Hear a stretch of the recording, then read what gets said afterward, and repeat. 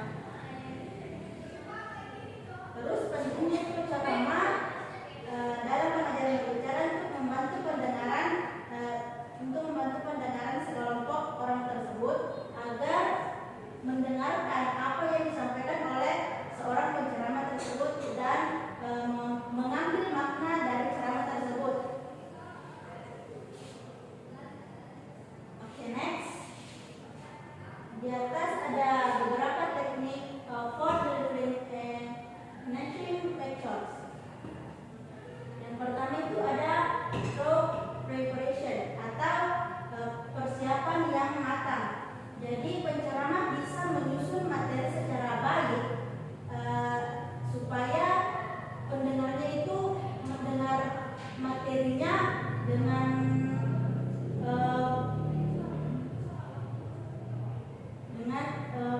baik begitu.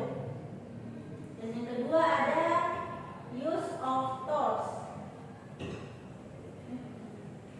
Ya, penggunaan alat bantu.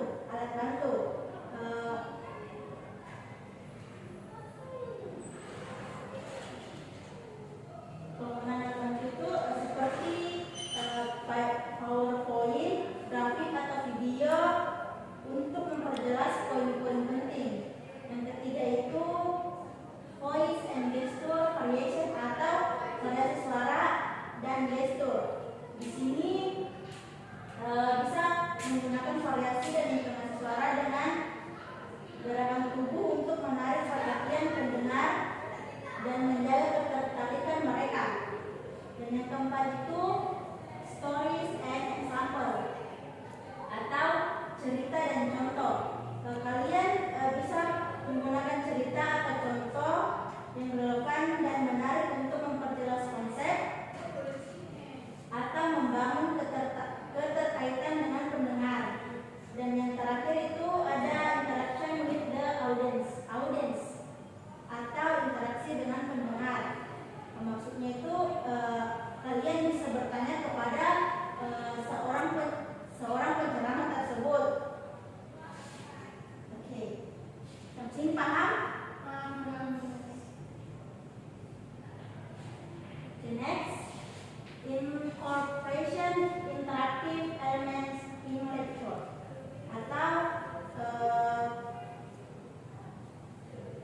meningkatkan kemampuan berbicara dengan tiga cara. Yang pertama itu encouraging participation atau mendorong partisipasi. Maksudnya itu meminta pendengar untuk berbicara atau berpartisipasi dalam diskusi yang akan membantu mereka untuk berlatih berbicara di depan umum. Dan yang kedua itu ada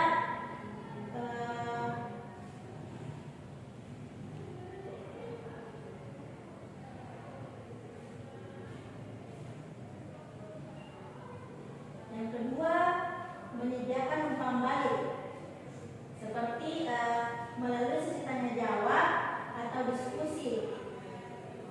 Dan pembicara dapat memberikan umpan balik kepada si pendengar tersebut untuk membantu mereka memperbaiki keterampilan berbicaranya. Dan yang terakhir itu mempraktikkan keterampilan berbicara. Nah, di sini si penceramah tersebut mengadakan sesi permainan atau latihan berbicara kelompok atau membantu pendengar memperhatikan keterampilan berbicara mereka dalam situasi yang aman dan mendukung.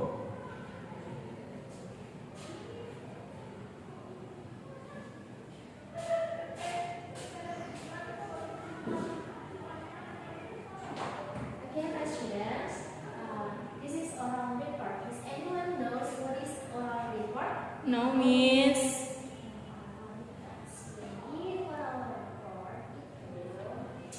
Oral report are presentation involving speaking about a topic to an audience. The purpose of using oral reports in teaching speaking, learning speaking, is to help students develop their speaking abilities, emphasizing the organization, structure, and clear delivery. Manfaat oral report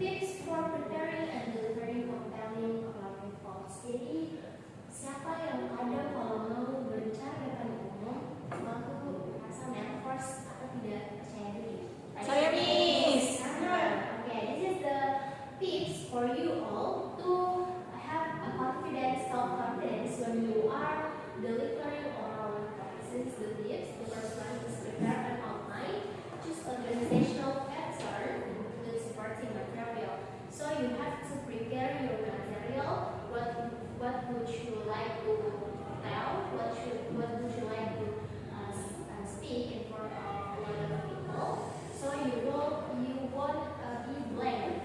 Kalau materinya terstruktur, kalian tidak akan blank saat melakukan oral report. The second one is practice delivery to overcome anxiety and improve confidence. Jadi salah satu tips dari saya, if you wanna build your self confidence, maybe in your home, if you have a mirror, you may talk to yourself in the mirror. So di situ kalian mungkin bisa berlatih untuk berceramah, atau maybe seolah-olah menjadi seorang seperti tadi wartawan. You may acting like that.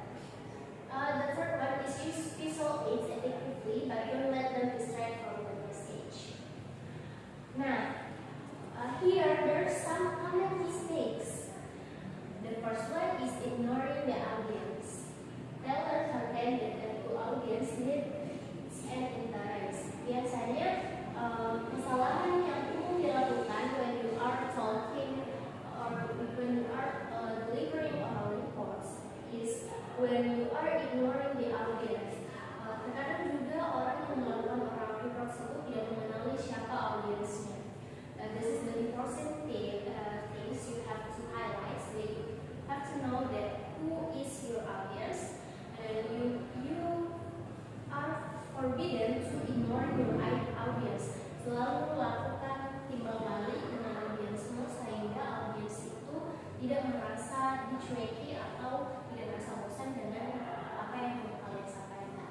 The second one is poor delivery. Practice voice, body language, and eye contact. So terkadang there's someone who speaks without intonasi suara itu datar-datar saja. So there's no intonation in their speaking. Jadi kayak misal lagi menyampaikan pidato, so maybe they are delivering in flat voice, just flat. Tidak ada penekanan, tidak ada intonasi apapun, so it might be so bored to your audience. So there's body language. Kadang seseorang itu when someone delivering something like a paper or speech, they are still like this, still maybe stand like this because they are nervous. So try to use body language, and your confidence will be level up. Nah, eye contact juga. Eye contact itu penting juga ya untuk kalian supaya when you are reporting something, your audience will take attention, full take attention of you. Eye contact itu sangat penting. Ini yang terakhir, last one is lack of preparation. Nah, seperti tadi yang saya sampaikan, no audience, topic, and purpose. So you have to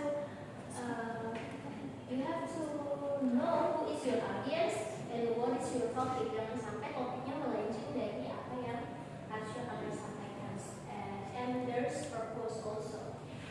Kalian harus tahu tujuan dari oral reports itu. Nah, this is example of oral reports. Example of oral reports may be often we see in our daily life, like example group presentation. Biasanya Miss kasih kalian group presentation ya. Nah, pernah kan Miss kasih kalian group presentation itu? Miss itu merupakan salah satu contoh oral report. Nah, kemudian something like that. Or maybe I give you some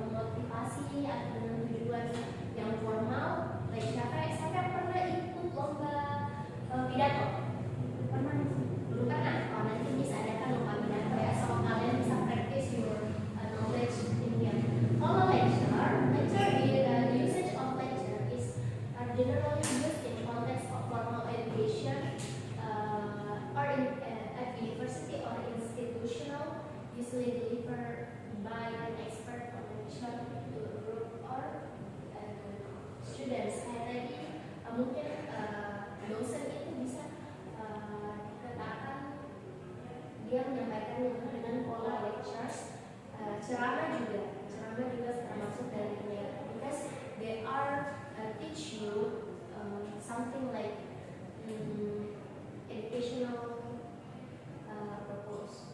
Now the third one is oral report. The use is oral report are often used in educational or business context to convey information orally. Jadi itu tadi perbedaannya dari segi kegunaan atau usage. Untuk tujuannya sendiri, the purpose of speech is to inspire, influence, or champion an idea or thought to the audience. Kalau lecture sendiri, the purpose is lecture aim to educate, provide information, or develop understanding of a particular topic. And oral report, the purpose is oral reports aim to convey text, research result, or to entertain information to an audience. Jadi this is the main differences of speeches, lectures, and oral reports. Okay, thank you. Is dari penjelasan Miss tadi, do you understand what I mean? Yes, Miss. Okay, jadi sekarang, because I think you are so bored, kalian mungkin sudah bosan ya. Jadi Miss mau kasih kalian sebuah activity. So I will divide you into a pair. Jadi kalian pilih pasangannya dulu, and we will try again. The name is Shake My Hand in Character. Oke, jadi sudah dapat pasangannya? Sudah nih. Oke. Now I give you about 10 minutes to discuss with your players and choose one character. One person, one character. Jadi nanti kalian akan bergantian. You stand up here and you will play the game. Do you understand what I mean? Yes. Any question? No. Jadi you choose one character, like it may be an artist or actor or politician or the important person of the world or Indonesia, and if you standing here, you may give them a clue.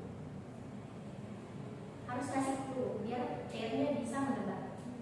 Okay, I give you about 10 minutes. Before that, I want to go to the toilet first, okay? Yes, Miss. Okay.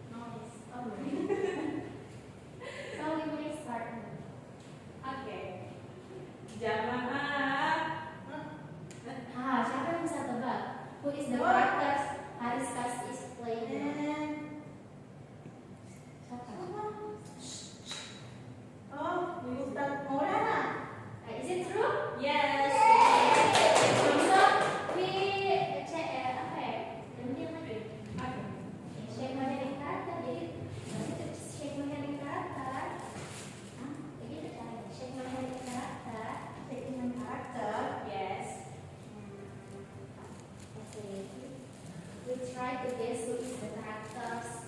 Oh, jangan denger gitu berat. Wow. Who is that? Maybe that's Ada clue lain mungkin? Mungkin masih susah kan? he's a boy. Yes. I think I know.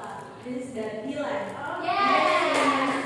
So the both of you are successfully guess the character. So you may sit down. Please give applause to your friends. So the second pair, please. You may you both of you. So you have seen the example of them. And so now you can practice it. Jadi, who wanna be the first character? Okay. Okay, shake my hand in character. Shake my hand karakter. Mencoba bermain kartu.